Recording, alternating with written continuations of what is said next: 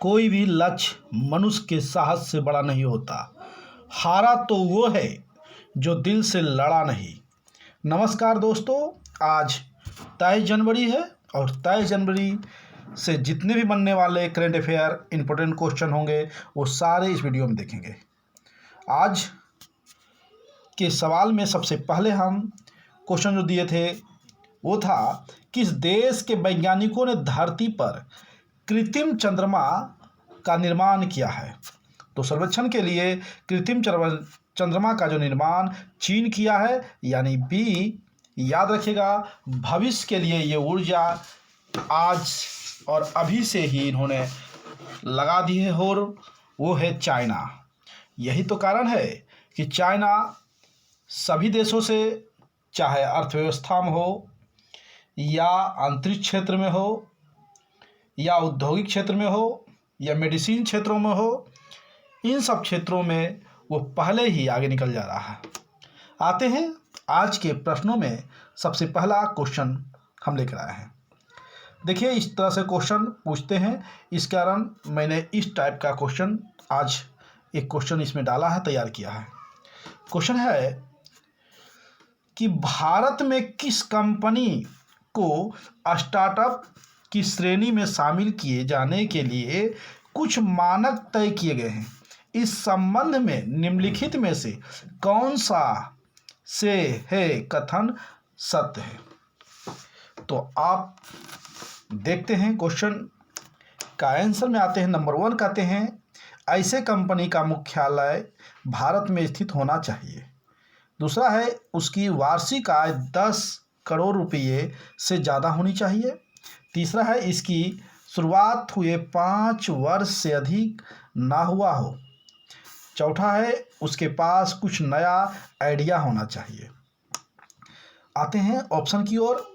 Option A है केवल 1 और 4, बी है केवल 2, 3 और 4, सी है 1, 3 और 4, डी है केवल 1, 2, 3 और 4। तो इसका जो आंसर होगा वो होगा ए, यानी केवल 1 और 4। आते हैं महत्वपूर्ण बिंदु की ओर, देखते हैं। यानी ये जो होगा कि ऐसे कंपनी का मुख्यालय जो भारत में स्थित होना चाहिए। चौथा है, उसके पास कुछ नया आइडिया होना चाहिए। ये दोनों होगा, जबकि ये दोनों गलत है। महत्वपूर्ण बिंदु की ओर देखते हैं। कहते हैं कि मौजूदा वक्त में देश में लगभग 60,000 स्टार्टअप है। साथ ही भारत दुनिया का तीसरा सबसे बड़ा स्टार्टअप इकोनॉमिक इकोसिस्टम है। यही कारण है कि स्टार्टअप और इसके इकोसिस्टम को बढ़ावा देना सरकार की प्राथमिकता में शामिल है। इसी क्रम में अभी हाल में प्रधानमंत्री ने घोषणा की है कि अब से हर साल 16 जनवरी को देश में स्टार्टअप दिवस मनाया जाएगा। लास्ट पॉइंट है, स्टार्टअप नई आइडिया वाली एक ऐसी कंपनी होती है जिसने हाल ही में अपना कामकाज शुरू किया हो। आते हैं क्वेश्चन नंबर 2। हाल ही में बैगनी क्रांति चर्चा में थी, यह किससे संबंधित है? ऑप्शन आते हैं, ए है तिलहन उत्पादन, बी उर्वरक एवं चमड़ा उत्पादन से, सी है मसालों के उत्पादन से, डी है लेवेंडर उत्पादन से। इसका आंसर होगा यानी डी होगा। डी यानी लेवेंडर उत्पादन से जो है बैंगनी क्रांति हाल ही में चर्चा रही है। बैंगनी क्रांति। आते हैं कुछ महत्वपूर्ण बिंदु की ओर।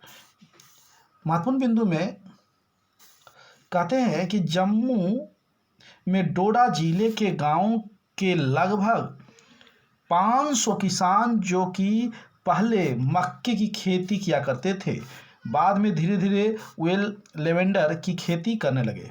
लेवेंडर की खेती की वजह से इन किसानों की आय, यहाँ होगी आय में दुगनी वृद्धि हुई है। इसे ही बैंगनी क्रांति का नाम दिया जा रहा है। यह अरोमा जो मिशन है, अरोमा मिशन के तहत की गई है, पहल के कारण संभव हो पाया है। बता दें कि मेथा खस और पामारोजा जिरेनियम जैसी कई जो है सुगंधी या सुगंध फसलें जो है मानी जाती है, इन इलाकों में भी हो सकती है जहां पानी कम बरसात है और वहां भी जहां कई बार बाढ़ आ जाती है।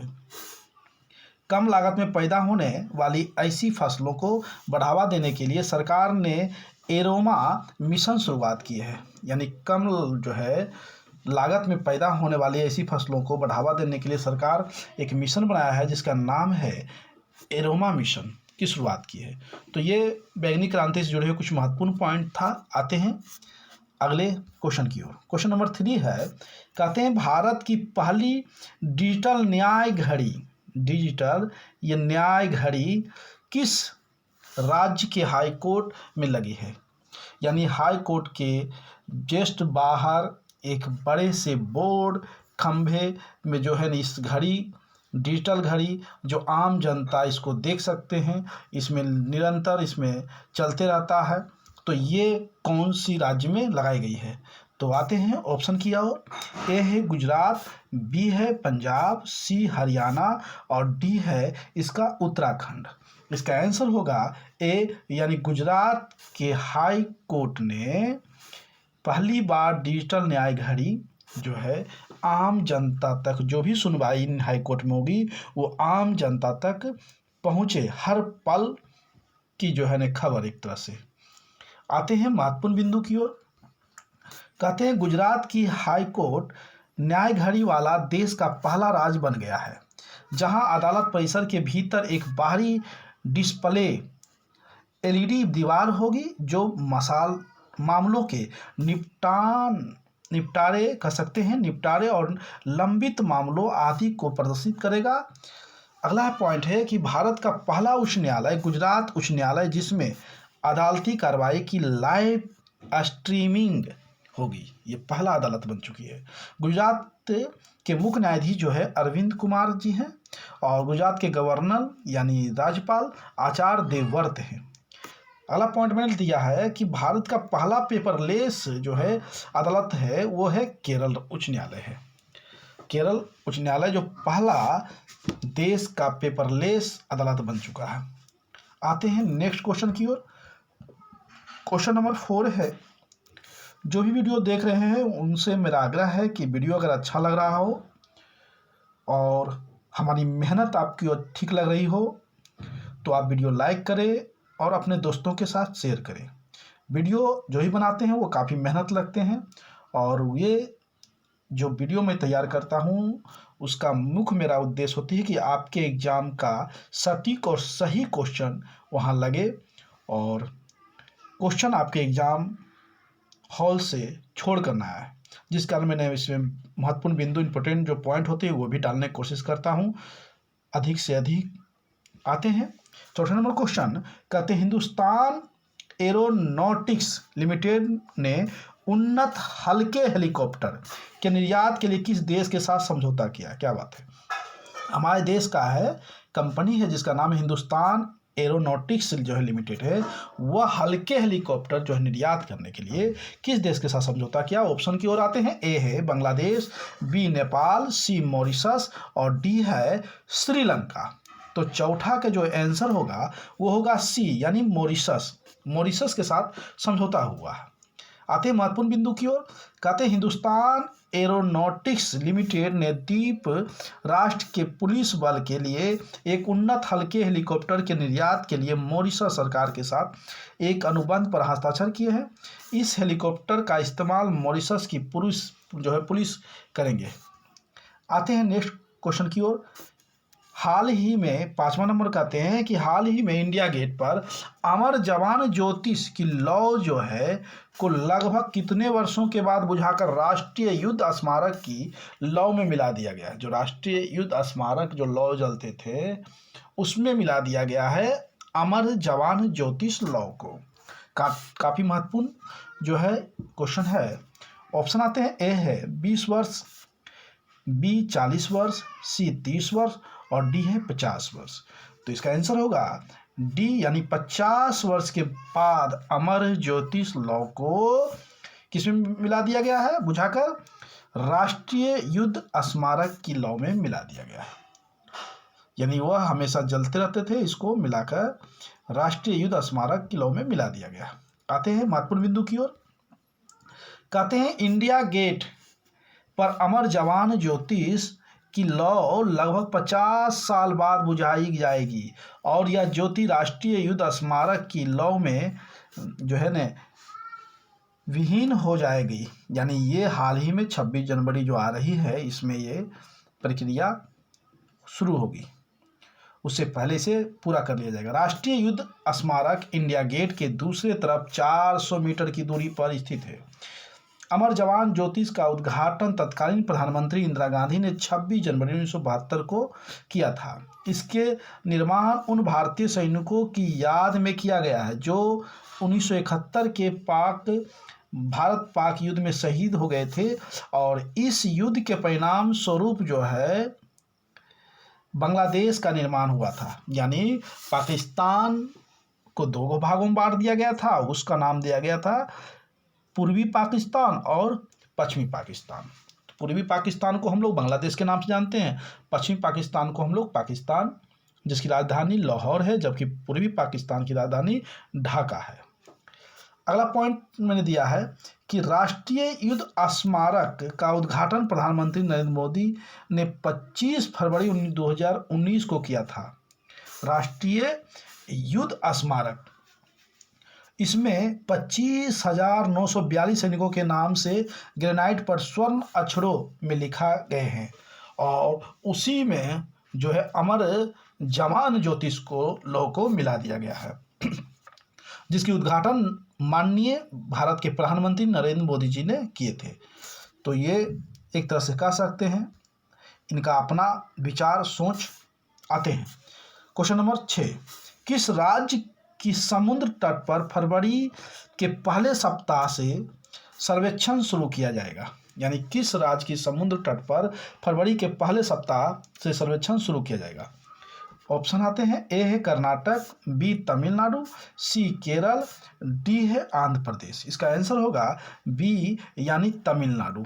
तमिलनाडु सरकार ने समुद्र तट पर फरवरी के पहले सप्ताह से सर्वेक्षण शुरू किया जाएगा।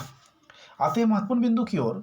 कहते हैं फरवरी 2022 के पहले सप्ताह से तमिलनाडु में समुद्री तट पर सर्वेक्षण किया जाएगा। इसे तमिलनाडु पुरातत्व विभाग द्वारा भारतीय समुद्री विश्वविद्यालय और राष्ट्रीय महासागर प्रौद्योगिकी संस्थान के सहयोग से आयोजित किया जाएगा। अगला पॉइंट है, इस सर्वेक्षण तमिलनाडु के थूथुकुडी जिले में कोरकाई तट पर समुद्र में किया जाएगा। तमिलनाडु के मुख्यमंत्री जो है वर्तमान है एस.के. स्टालिन ने यह घोषणा की है, जो वर्तमान में एस.के. स्टालिन।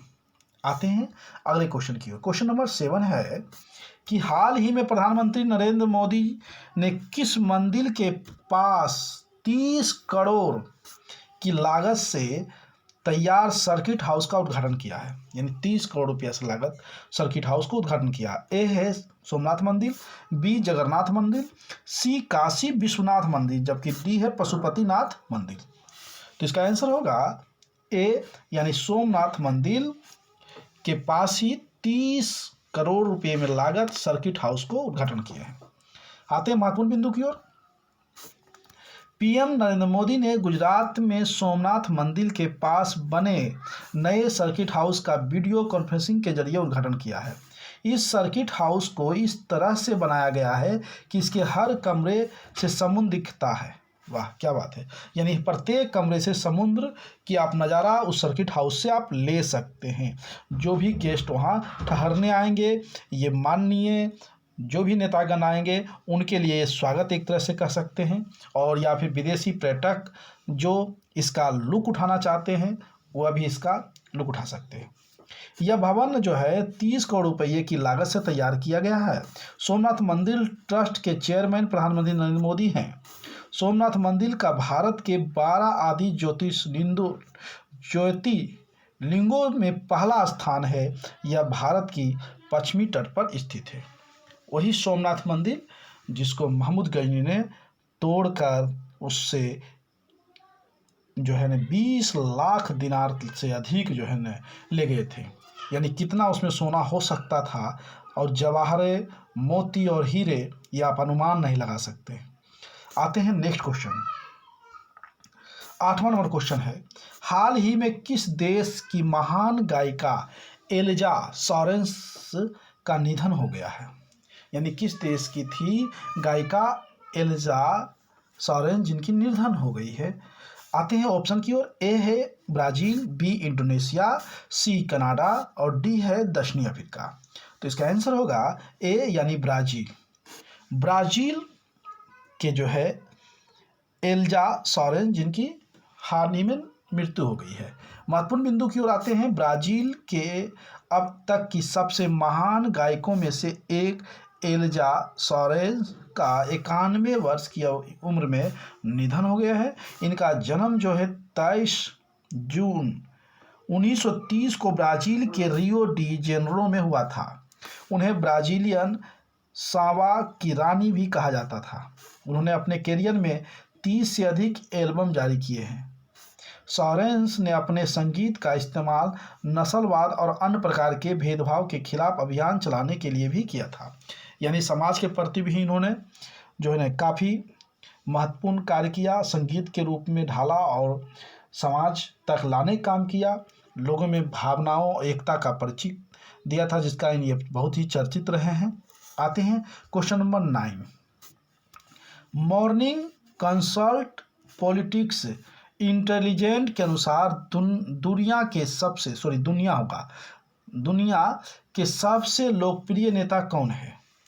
यानी मॉर्निंग कंसल्ट पॉलिटिक्स इंटेलिजेंट एक जो है कह सकते हैं संस्था है विश्व स्तर पर, जो एक सर्वेक्षण संस्था है, नेताओं पर किया है लोकप्रियता के आधार पर। ऑप्शन आते हैं।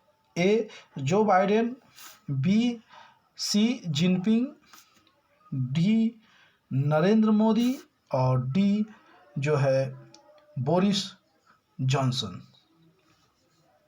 तो इसका आंसर होगा सी नंबर यानी नरेंद्र मोदी। यानी अमेरिका के राष्ट्रपति, और ये चीन के और ये है ब्रिटेन के।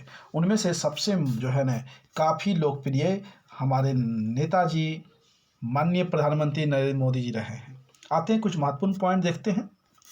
हाल ही में America based morning consult politics intelligent ने विश्व भर में एक सर्वे किया है। इस सर्वे में प्रधानमंत्री नरेंद्र मोदी 71% की अप्रूवल रेटिंग्स के साथ विश्व के नेताओं के बीच शीर्ष पर हैं। मॉर्निंग कंसल्ट ने अपनी वेबसाइट पर कहा, नवीनतम अनुमोदन रेटिंग 13 से 19 जनवरी 2022 तक एकत्र किए गए आंकड़ों पर आधारित है। सर्वेक्षण में कुछ टॉप अप्रूवल जो है रेटिंग वाले नेता जो हैं मैं उनकी चर्चा करने जा रहे हैं। पहला है नरेंद्र मोदी, भारत के 71% पर है, जबकि लेपेज ओब्रेडोर मेक्सिको के हैं वो 66% के, जबकि मारियो ड्रागी इटली के हैं जो है 60% पर इनकी मान्यता है।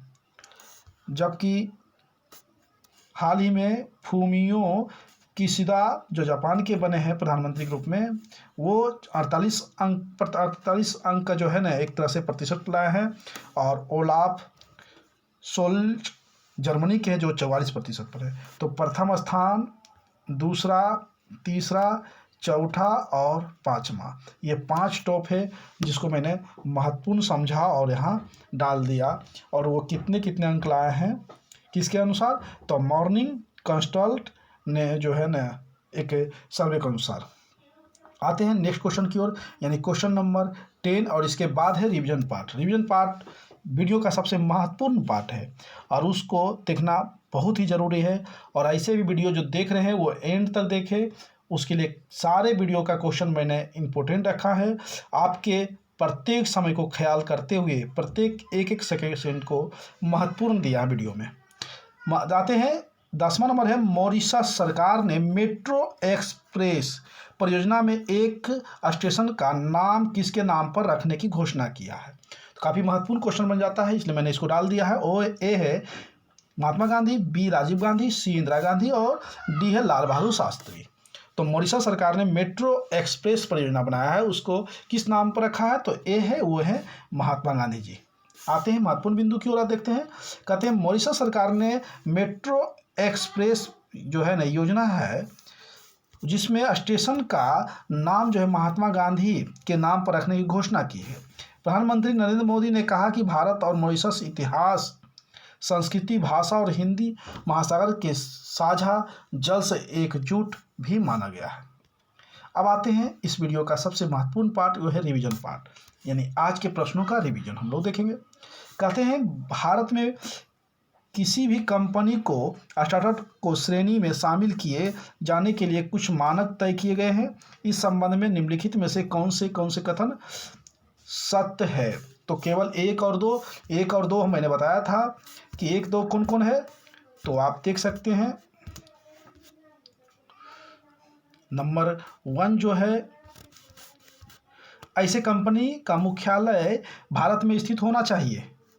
ऐसे कंपनी का भारत में मुख्यालय होना चाहिए और इसके पास कुछ नया आइडिया होना चाहिए, यानी ऐसे कंपनी का मुख्यालय भारत में स्थित होना चाहिए जो स्टार्टअप की श्रेणी में जो है ना मानक के रूप से काफ़ी कार्यरत है और जिसके पास कुछ नया आइडिया भी होना चाहिए। आते हैं नेक्स्ट, यानी रिवीजन का दूसरा क्वेश्चन।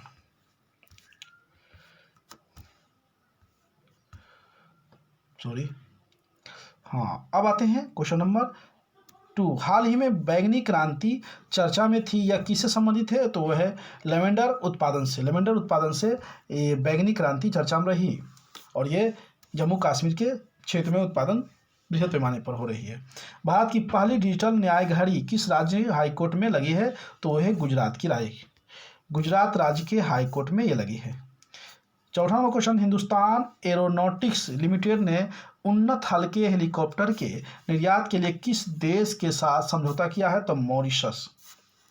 नेक्स्ट है, हाल ही में इंडिया गेट पर अमर जवान ज्योति की लौ जो है को लगभग कितने वर्षों के बाद बुझाकर राष्ट्रीय युद्ध स्मारक की लौ में मिलाया जाएगा, वो है 50 वर्ष। अगला क्वेश्चन नंबर 6 है, किस राज्य की समुद्र तट पर फरवरी के पहले सप्ताह से सर्वेक्षण शुरू किया जाएगा, तो वह है तमिलनाडु।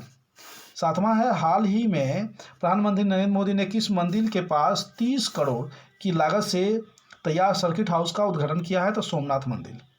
नेक्स्ट क्वेश्चन 8वां नंबर, हाल ही में किस देश की महान गायक एल्जा सोरेस के निधन हो गया, तो वह है Brazil. Next, morning consult political intelligence के अनुसार दुनिया के सबसे लोकप्रिय नेता कौन बने हैं, तो वे है नरेंद्र मोदी 71% के साथ। 10वां है क्वेश्चन 10 है, कहते हैं कि मॉरिशस सरकार ने मेट्रो एक्सप्रेस परियोजना में एक स्टेशन का नया जो है नाम दिया गया है, जो उद्घाटन किया है, वो किसके नाम पर घोषणा की है, तो वो है महात्मा गांधी के नाम पे। अब आते हैं आज का डोज, जो कि सबसे काफ़ी सिलेबस और जीके जीएस का सबसे प्रमुख जो है ना, ये वीडियो का भी प्रमुख माना जाता है। सेट नंबर 28 यानी 23 जनवरी 23, सेट नंबर 23, और सारे क्वेश्चन काफ़ी महत्वपूर्ण होते हैं, काफ़ी मेहनत से इसको तैयार किए जाते हैं। अब तक मैं 220 क्वेश्चन डाल चुका हूं, जो भी नहीं देखे हैं प्लेलिस्ट में जाकर के सारे आज का डोज देख सकते हैं। आप नोटबुक बना सकते हैं, उसमें जितने भी 10 क्वेश्चन हम देते हैं, यानी 220, ये मेरा 10 क्वेश्चन 230 हो जाएगा, आपके लिए काफ़ी महत्वपूर्ण रहेगी किसी भी एग्जाम के लिए। चलते हैं क्वेश्चन नंबर 1, ओजोन परत को किस यंत्र के द्वारा जो है मापा जाता है, तो है डॉप्सन के यंत्र है जिसके द्वारा ओजोन परत को मापा जाता है। क्वेश्चन नंबर 2 है, अरब रेगिस्तान में बहने वाली गर्म एवं शुष्क हवा को क्या कहते हैं, तो वह है सीमुक जो एक प्रकार का गर्म हवा है जो अरब रेगिस्तान में बहती है। नेक्स्ट आते हैं क्वेश्चन नंबर 3 की ओर। कहते हैं जापान की राजधानी टोक्यो किस द्वीप पर स्थित है? तो वो है होंशु द्वीप पर स्थित है। चौथा नंबर क्वेश्चन है, विश्व का सबसे अधिक मुस्लिम वाला देश कौन सा है? तो इंडोनेशिया सर्वाधिक मुस्लिम वाला देश है। यह भी एशिया में स्थित है और जापान भी एशिया में स्थित है। होंशु द्वीप टोक्यो ये स्थित है, जापान, जो कि कह सकते हैं बहुत ही प्राचीन द्वीप माना जाता है। नेक्स्ट क्वेश्चन है 5वां नंबर कि भारत में एल्युमिनियम का पहला कारखाना कहाँ और कब खोला गया? तो पश्चिम बंगाल 1937 में। भारत में जो एल्युमिनियम का कारखाना बंगाल में खोला गया था 1937 में ही खोले गए थे। नेक्स्ट क्वेश्चन है कि उत्तर भारत का मैनचेस्टर किस शहर को कहा जाता है? तो वो है कानपुर। कानपुर उत्तर भारत का मैनचेस्टर है। जबकि 7वां क्वेश्चन है, भारतीय उर्वरक निगम की स्थापना कब हुआ था? तो 1951 ईस्वी में भारतीय उर्वरक निगम की स्थापना भारत में की गई थी। नेक्स्ट 8वां नंबर क्वेश्चन है, विद्युत धारा का एसआई मात्रक क्या है? तो एम्पियर। एम्पियर जिसे विद्युत धारा का एसआई मात्रक कहते हैं। 9 नंबर क्वेश्चन है, लेकलांसे सेल में धनावेश के रूप में किसका प्रयोग किया जाता है? तो कार्बन का धनावेश के रूप में इसका प्रयोग करते हैं। नेक्स्ट क्वेश्चन 10वां नंबर है, कहते हैं मानव शरीर में सबसे अधिक किस तत्व की मात्रा होती है? तो ये ऑक्सीजन, यानी 65% 65% शरीर में ऑक्सीजन की मात्रा होती है। सतह पर भी सबसे अधिक मात्रा में ऑक्सीजन ही होती है, क्योंकि ऑक्सीजन हम लोग के लिए काफ़ी अधिक ज़रूरत होती है और यही कारण है कि ऑक्सीजन की मात्रा पृथ्वी पर भी सबसे अधिक है। आज का सवाल में हम लोग देखेंगे, आज का सवाल काफ़ी महत्वपूर्ण है। कहते हैं किस राज्य केंद्र शासित प्रदेश में सुगंधित पौधों की खेती पर जागरूकता अभियान शुरू किया गया है? तो काफ़ी महत्वपूर्ण है। मैंने इसको आप लोग इसका आंसर कमेंट बॉक्स में दे। वो है अरुणाचल प्रदेश, बी लद्दाख, सी हिमाचल प्रदेश और डी है जम्मू कश्मीर। इसका आंसर सारे लोग कमेंट बॉक्स में दे। कल सुबह फिर मिलेंगे। जय हिंद, जय भारत।